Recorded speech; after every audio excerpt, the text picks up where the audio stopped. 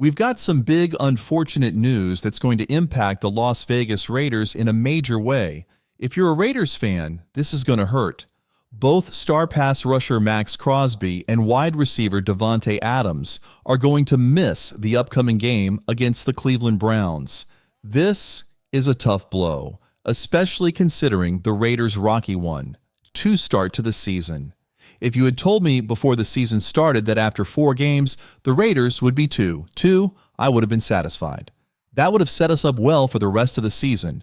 But now, with these injuries, we're facing a real uphill battle.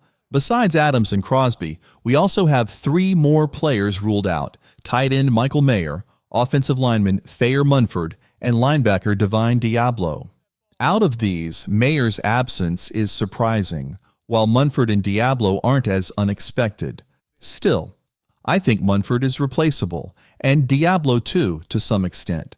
But when it comes to Maxx Crosby and Davante Adams, those guys are irreplaceable. Now, even though Adams is out, we do still have some solid wide receivers. Jacoby Myers and rookie Trey Tucker will need to step up big time. While losing Mayer hurts because he adds versatility, the offense should manage, especially with guys like Harrison Bryant stepping in at tight end. Adams is dealing with a hamstring injury, which can be tricky, so we don't know how long he'll be out. I'm hoping he'll be back soon, but for now, we've got to prepare for a tough game without him. Then there's the offensive line, which has been inconsistent. If the Raiders want any chance of beating the Browns, they need to protect the quarterback and establish a strong run game. Cleveland's defense, especially their front 7, is no joke. They'll pressure our offensive line, so changes need to happen now if the Raiders want to compete. The good news? It's still possible to beat the Browns, but it'll come down to running the ball effectively and giving our quarterback time to throw. Gardner Minshew, if that's who starts, won't have much success if he's constantly under pressure. Let's shift focus to Maxx Crosby, because his absence is a huge deal. Crosby isn't just the Raiders' best defensive player. He's one of the best in the entire NFL. His impact on the field is incredible, and people who don't watch the game closely may not realize how much of a difference he makes. Teams literally change their entire offensive game plan just to handle him. For instance, some fans think Crosby was shut down against the Chargers, but in reality, they changed their offense to get the ball out quickly, keeping Justin Herbert from taking deep shots. Similarly, when we face the Panthers, they double-team Crosby on nearly every snap. It's not that he's ineffective. It's that teams are doing everything they can to neutralize him. Crosby's injury, a high ankle sprain, explains why he didn't finish the last game. He's the type of player who would still go out there and play if it were up to him, but the team won't risk making the injury worse. And that's tough for the Raiders because his presence is critical. I can't stress enough how much of an impact Maxx Crosby has on the Raiders' defense. And right now, we're already struggling at defensive end. Malcolm Kuntz is out, and Ellerson Smith, who was with the Raiders during training camp, just signed with the Browns, so we can't call him back. This means we're going into the game relying on guys like Jarius Robinson and Tyree Wilson, which makes this an extremely tough matchup for the Raiders. The only glimmer of hope is that the Browns are dealing with injuries on their offensive line too.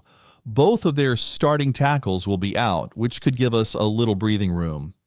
Tyree Wilson needs to step up, though. He had a decent game last week with 4 or 5 impactful plays, which is more than we've seen from him throughout his career so far. We'll need him to deliver again this week.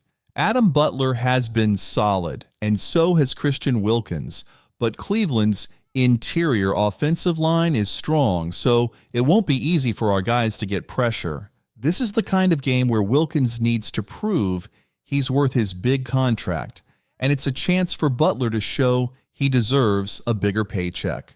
We need these guys to step up. When it comes to the pass rush, it's going to be tough. Cleveland typically has a good offensive line, but with their injuries and the loss of their offensive line coach, Bill Callahan, it's not as solid as it usually is. Still, without Maxx Crosby, We're facing an uphill battle. On the offensive side, losing Davante Adams hurts, but I believe we can manage. Jacoby Myers and Trey Tucker are good weapons, but they'll need to prove it on the field. And then there's Brock Bowers. It's crazy to think this, but even in just his 4th NFL game, Bowers has the kind of talent to make a real difference. We need him to step up and carry this offense. Now let's talk about the offensive struggles. It's not that our wide receivers are bad, and honestly, I don't think Gardner Minshew, if he starts, is the issue either.